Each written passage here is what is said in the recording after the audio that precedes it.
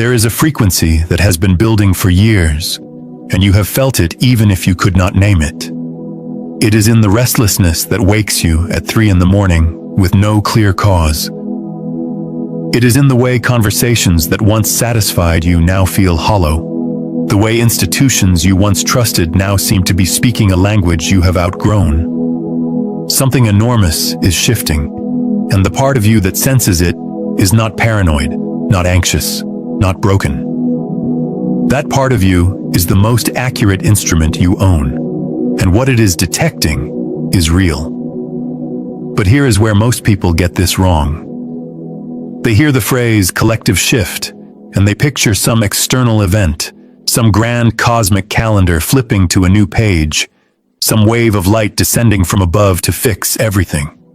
They wait, they watch, they consume content about ascension timelines and astrological ages, and they treat the shift like weather, something that happens to them. And while they wait, the actual shift, the one that matters, the one that is already underway, moves through them unnoticed. Because the collective shift is not something arriving, it is something emerging. And it is emerging through the nervous systems, the perceptions, the daily choices of individual human beings. Through you, not metaphorically, structurally. And what you need to watch out for is not some dark force or cosmic trap. What you need to watch out for is the very real possibility that you will feel this shift moving through you and misidentify it as something going wrong. Let me show you what I mean. In 1964, a physicist named John Bell published a theorem that would quietly rearrange the foundations of reality, though almost no one noticed at the time. Bell's theorem and the experiments that later confirmed it demonstrated something that still unsettles physicists who think carefully about it. It showed that particles that have once interacted remain connected in a way that transcends space.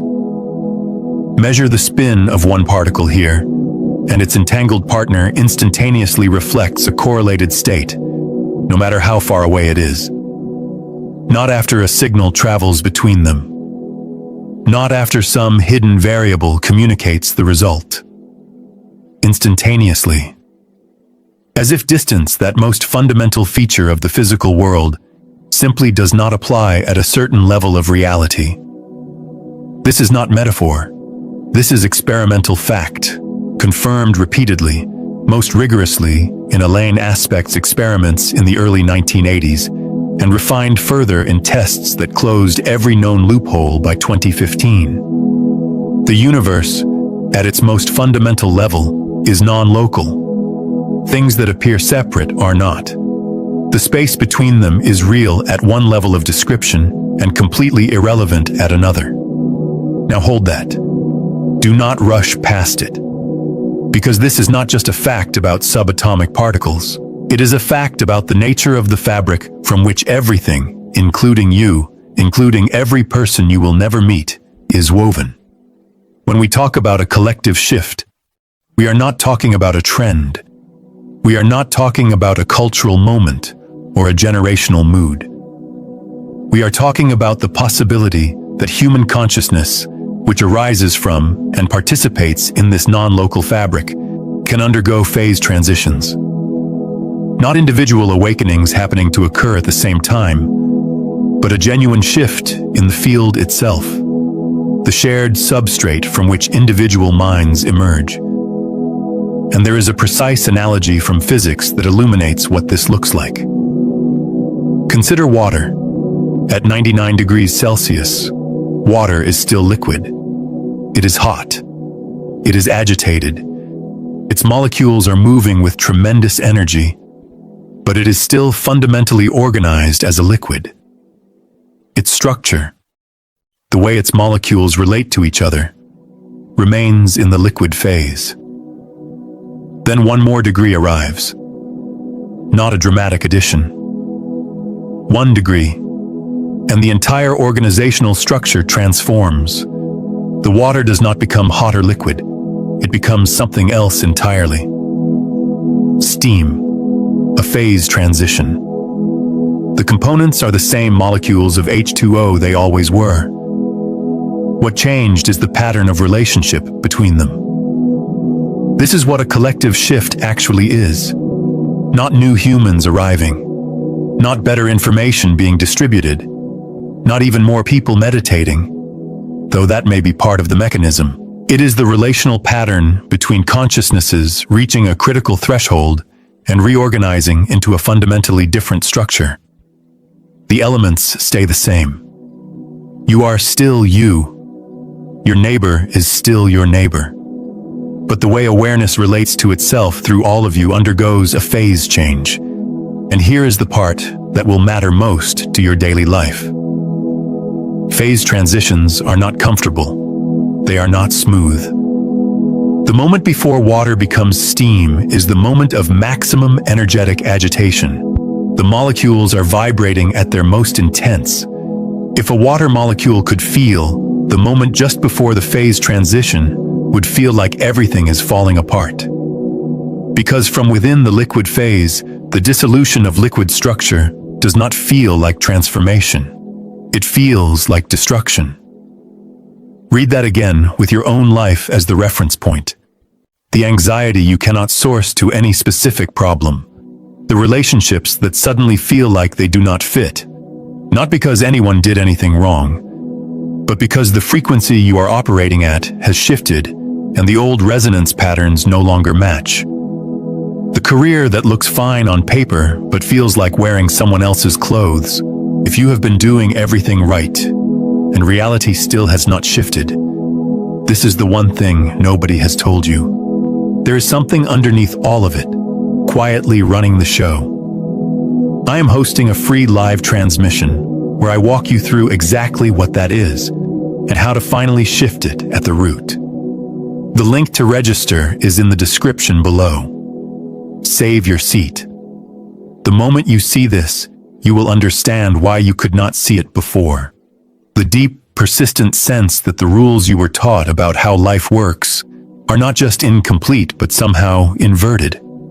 These are not signs that something is wrong with you. These are signs that you are in the agitation phase of a transition. The molecules of your identity are vibrating at a frequency that the old structure cannot contain.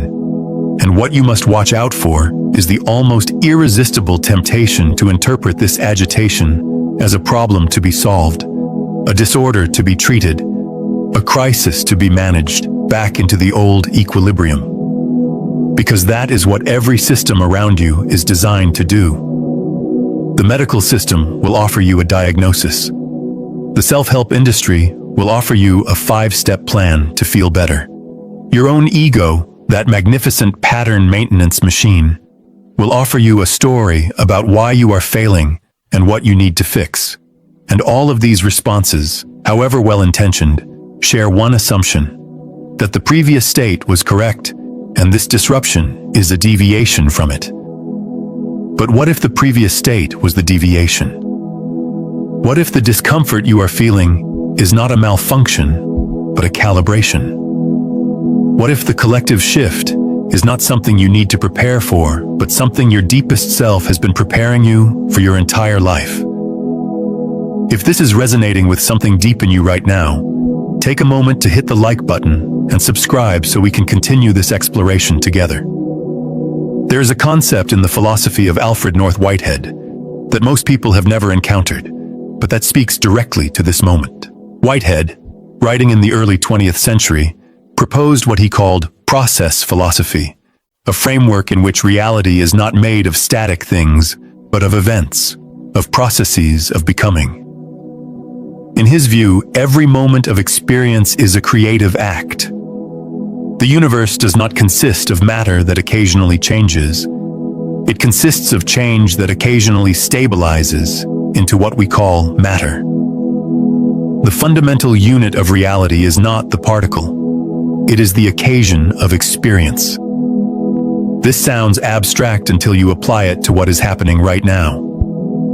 If reality is fundamentally processual, fundamentally a flow of becoming, then what we call stability is actually a pattern of repetition. A thing appears solid because because the same process repeats itself with such consistency that it looks like a permanent object.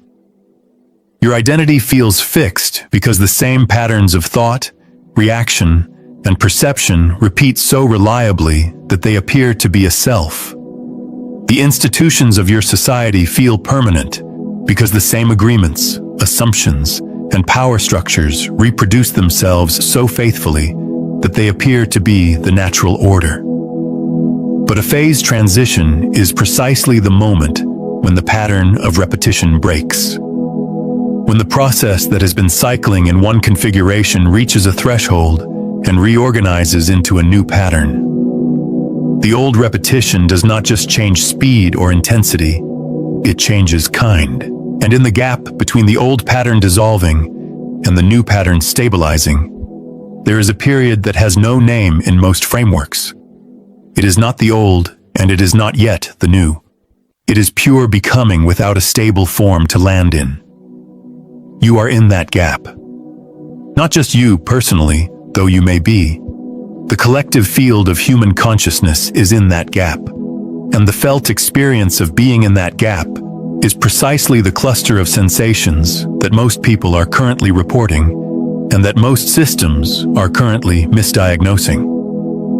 Let me be specific about what the agitation phase looks like, because naming it precisely is the difference between being destabilized by it and navigating it with awareness. The first signature is a dissolution of certainty.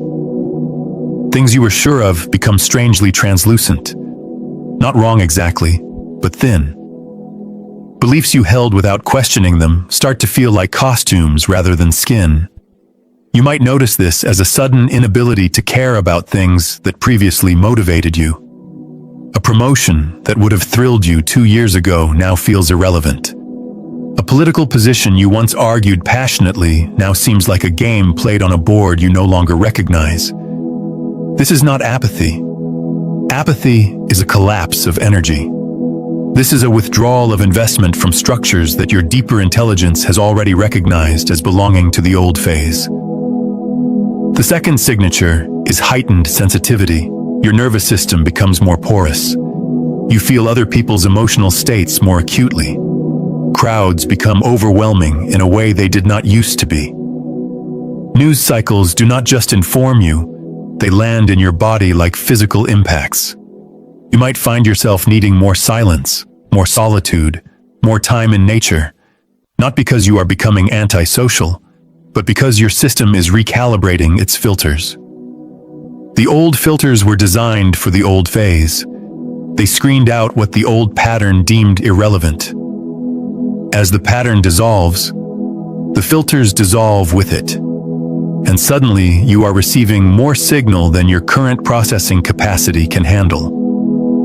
I want to pause here and ask you something. Which of these signatures have you been experiencing most intensely?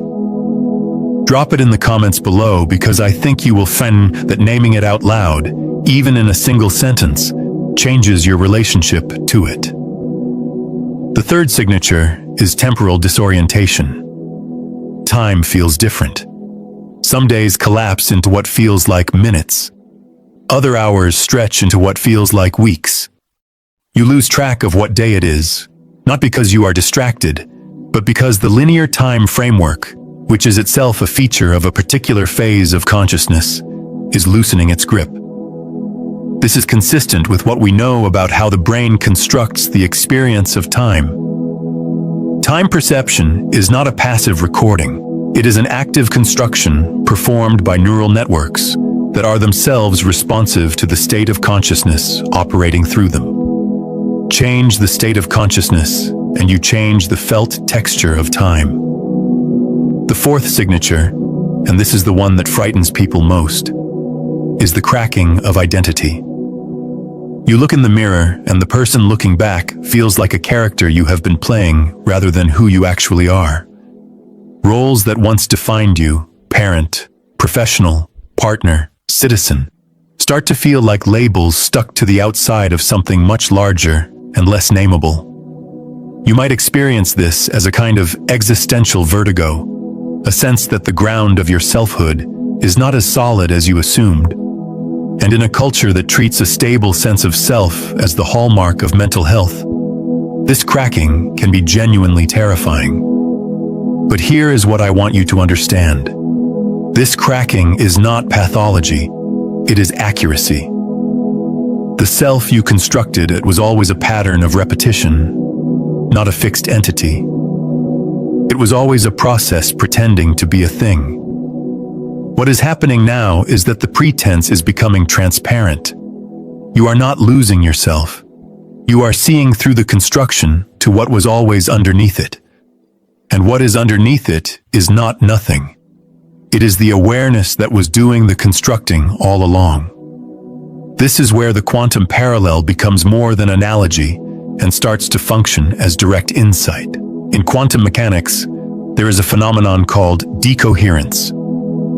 Decoherence is the process by which a quantum system, which exists in superposition, in a state of multiple simultaneous possibilities, loses its quantum behavior and appears to collapse into a single classical state. This happens when the system interacts with its environment in a way that entangles its quantum information with so many environmental degrees of freedom that the interference patterns, the signature of quantum possibility, become undetectable. In simpler terms, decoherence is how the infinite becomes the finite, how possibility becomes actuality, how the open field of what could be narrows into the single track of what appears to be. Now, your identity, the one that is cracking, is a decoherence pattern. It is what happened when the infinite field of your consciousness interacted with the environment of your culture, your family, your language, your trauma, your education, and entangled itself so thoroughly with those environmental factors that the full spectrum of who you could be became invisible, and only one version, one classical self, appeared to be real.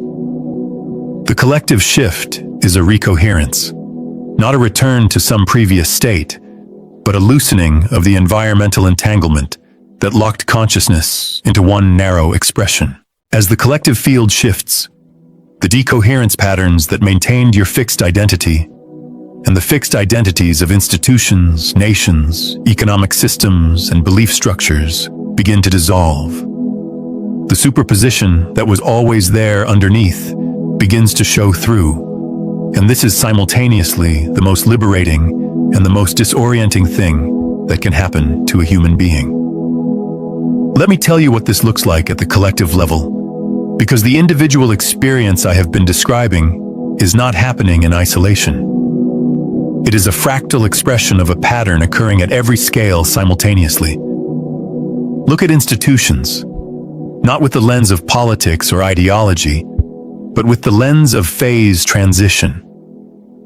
Every major institutional structure on this planet, governance, finance, medicine, education, media, religion, is currently exhibiting the same pattern. The pattern of repetition that maintained them is breaking, not reforming, not evolving within its current structure. Breaking. The old agreements that held these systems together are becoming transparent. People can see through them now in a way they could not before. And the response from within these systems is exactly what you would expect from a structure trying to maintain coherence during a phase transition. Increased rigidity, amplified control, desperate reassertion of the old rules. This is not strength. This is the last vibrational frequency of the old phase before it gives way. Consider what is happening with information itself. For most of human history, information was scarce and controlled. A small number of institutions decided what was true, what was important, what was worth knowing, and distributed that curated reality to a passive population. That structure is not just weakening, it has already collapsed. The old gatekeepers are still standing at the gates, but the walls on either side have dissolved. Information now moves through networks that no institution controls, at speeds that no editorial process can match, in volumes that no human mind can fully process. This is not just a technological change. It is a change in the epistemological structure of collective consciousness. The way humanity knows what it knows has undergone a phase transition, and the chaos, the misinformation, the polarization, the sense that no one can agree on basic reality anymore. This is not a sign that the system is failing. It is the turbulence of a new pattern trying to emerge from the dissolution of the old one. The same pattern is visible in the economy. The financial structures that have organized human labor and resource distribution for centuries are exhibiting the characteristic agitation of a system approaching phase transition. The concentration of wealth is not just an inequality problem. It is a sign that the old pattern is intensifying its own logic to the point of absurdity, which is exactly what systems do just before they reorganize. The emergence of decentralized currencies, the questioning of growth-based economics, the rise of alternative exchange systems, these are not fringe movements. They are early crystallization points of the new phase, the first ice crystals forming in water that is about to freeze into a new structure. Though in this case, the transition is not toward rigidity, but toward a more fluid, more distributed, more coherent pattern of exchange. And here is what you must understand about your role in this. You are not a spectator. The collective shift is not a show you are watching. It is a process you are participating in, whether you are aware of it or not. Because the collective field is not something separate from you that influences you from the outside. You are a node in the field. Your consciousness is a localized expression of the field. When the field shifts, it shifts through you. And when you shift, the field shifts through you. This is not inspirational language. This is the structural implication of non-locality. If the fundamental fabric of reality is non-local, if separation is a feature of one level of description but not of the deeper level, then the idea that your individual inner state is irrelevant to the collective is not just wrong. It is physically incoherent. Your inner state is the collective, expressing itself at your particular coordinates. Which means the most important question is not what is the collective shift and when will it arrive. The most important question is what is the shift asking of you, specifically, right now, in the body and mind and life you are actually living. And this is where we move from understanding to practice. Because understanding a phase transition intellectually does not help you navigate one. What helps you navigate one is learning to hold a very specific inner posture, one that most of human conditioning has trained you to avoid. The posture is this: remaining present in the space between the old pattern and the new one without rushing to fill it. Think about what your conditioning does when you encounter uncertainty. It immediately reaches for a framework, a story, an explanation, a plan, a prediction, a label. Anything to close the gap between not knowing and knowing. This is the decoherence reflex. It is the mechanism by which consciousness collapses its own possibility space into a single fixed state. And in ordinary times, this reflex is useful. It allows you to function. It gives you a stable self and a stable world to navigate. But during a phase transition, this reflex becomes the primary obstacle, because the gap between the old and the new is not a problem. It is the transition itself. The fertile void, the creative chaos, the space of pure becoming that Whitehead described. This is where the new pattern gestates. If you rush to close it, if you grab the first available framework and use it to reconstruct a sense of certainty, you are not navigating the transition. You are aborting it. You are using the old phase's tools to prevent the new phase from emerging. And this is exactly what you need to watch out for. Not external threats, not cosmic adversaries, not dark timelines.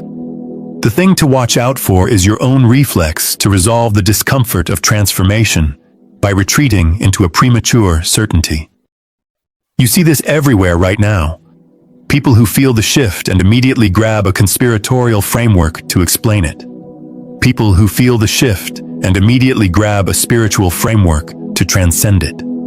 People who feel the shift and immediately grab a political framework to fight it.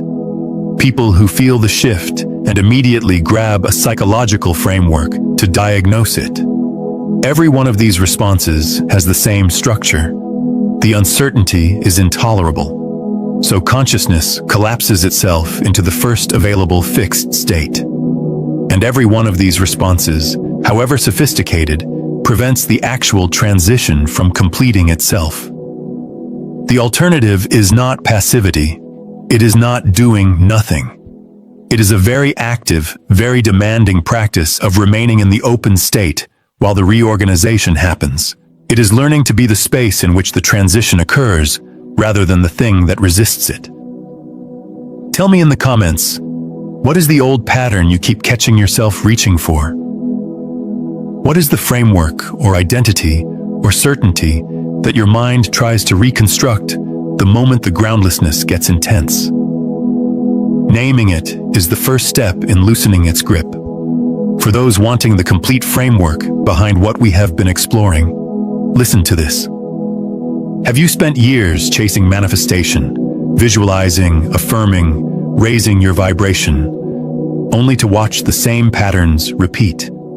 Every traditional method assumes the same thing, that you are separate from what you want. That separation was never real. You were chasing a signal you were already broadcasting. Beyond the frequencies, a quantum guide to consciousness mastery walks through all 9 frequencies. From the dense transmissions trapping you, through the ascending currents, to the master frequencies where consciousness becomes the field. Every method you tried sent a signal outward. This one tunes the signal you already are. Every day you delay, your nervous system broadcasts the same old signal, and breaking free gets harder. So move on it tonight. The link is in the pinned comment below.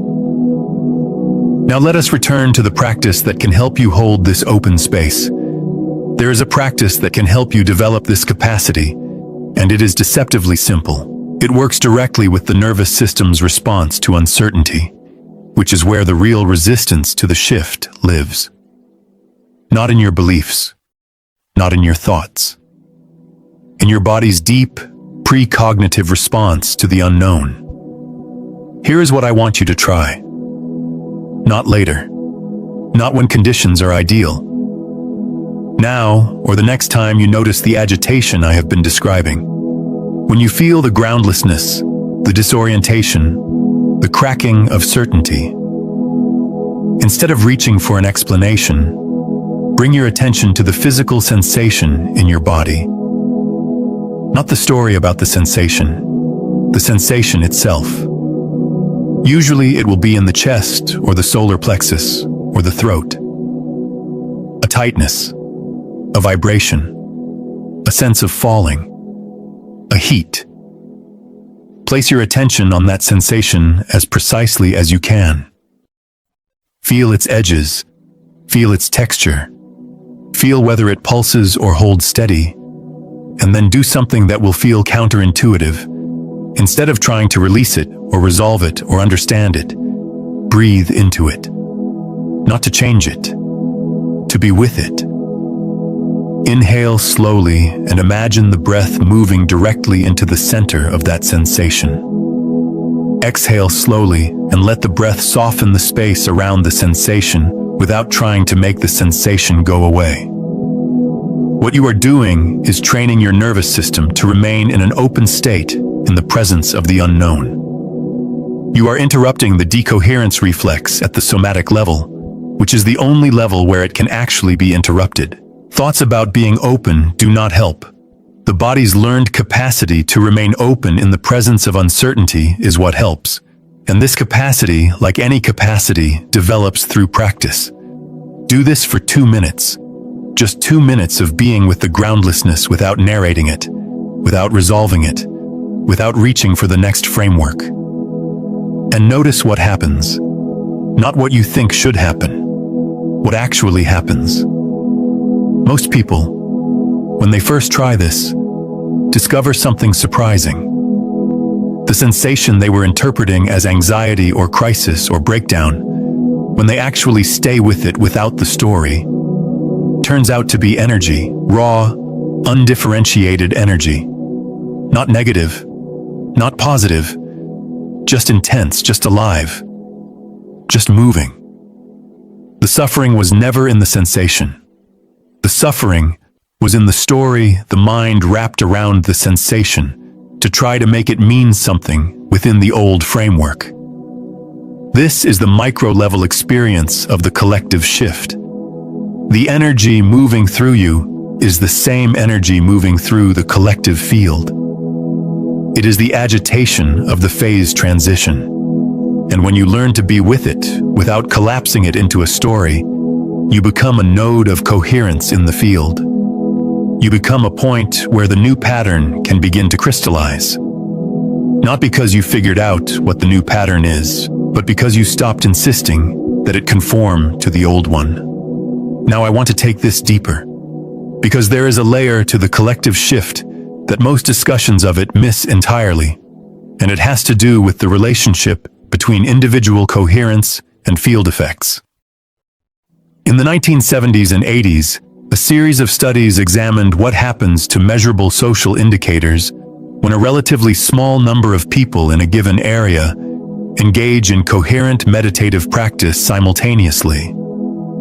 The findings, whatever you think of their methodology, pointed to something remarkable. Crime rates, accident rates, hospital admissions, and other markers of social stress showed statistically significant decreases during the periods of coherent group practice and returned to baseline when the practice stopped. The researchers proposed a field effect model that coherent consciousness in a small number of individuals could influence the larger field in which all individuals are embedded. The specific mechanism remains debated, but the underlying principle is consistent with everything we know about non-local systems. In any non-local system, a change in coherence at one point affects the coherence of the whole, not through a signal traveling from point A to point B, through the inherent interconnectedness of the system itself. If consciousness is a non-local field, and the evidence from quantum mechanics suggests that the substrate from which consciousness arises is exactly that, then individual coherence is not a personal luxury. It is a collective contribution. This reframes the entire question of what you are supposed to do during a collective shift. You are not supposed to figure out the right ideology. You are not supposed to choose the right side. You are not supposed to predict the right timeline. You are supposed to become coherent. To bring your own system, your own nervous system, your own perceptual apparatus, your own field of consciousness, into a state of coherence that contributes to the emergence of the new pattern rather than the perpetuation of the old one. And coherence in this context has a very specific meaning. It does not mean feeling good. It does not mean being positive. It does not mean having the right beliefs. Coherence means that the different levels of your system, body, emotion, thought, awareness, are aligned and in communication with each other, rather than fragmented and in conflict. Think about what incoherence looks like. Your body is sending one signal, your emotions are telling a different story, your thoughts are constructing a third narrative, and your deeper awareness is being drowned out by the noise of all three. This is the normal state of most human beings most of the time, and it is a state of internal decoherence, a state in which the full spectrum of your consciousness has collapsed into fragmented, conflicting classical states that interfere with each other destructively. Coherence is when these levels align. When your body's intelligence, your emotional truth, your mental clarity, and your deeper awareness all point in the same direction. Not because you forced them to agree, but because you stopped forcing them to disagree. Because you stopped overriding your body's signals with your mind's stories. Because you stopped suppressing your emotions with your mental frameworks. because you stopped drowning out your deeper awareness with the noise of your conditioned reactions. And this brings us to perhaps the most important and most uncomfortable aspect of the collective shift. The shift is not asking you to add something. It is asking you to stop doing something. It is asking you to stop maintaining the patterns that keep you in the old phase. This is uncomfortable because those patterns feel like you. Your habitual reactions, your familiar emotional responses, your well-practiced mental frameworks, your reliable identity, these are the patterns of repetition that constitute your sense of self. And the shift is asking these patterns to dissolve, not to be replaced by better patterns, to dissolve, to give way to the open space from which new patterns can emerge. This is why the shift feels like loss, because it is loss. It is the loss of the familiar self, the loss of the known world, the loss of the certainty that you understood how things work. And no amount of spiritual language can make this loss painless. It is a real death. Not of you, but of the version of you that was a product of the old phase. And here is the paradox that sits at the center of this entire process. The you that is afraid of this death is the pattern that needs to die. And the you that can witness this death, the awareness that can observe the dissolution of its own patterns without being destroyed by the dissolution, that is the you that survives the transition. That is the you that is native to the new phase.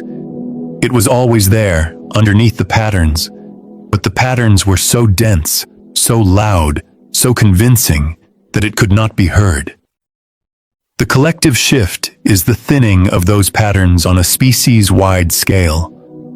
And your individual work, the work that no one else can do for you, is to cooperate with that thinning rather than resist it.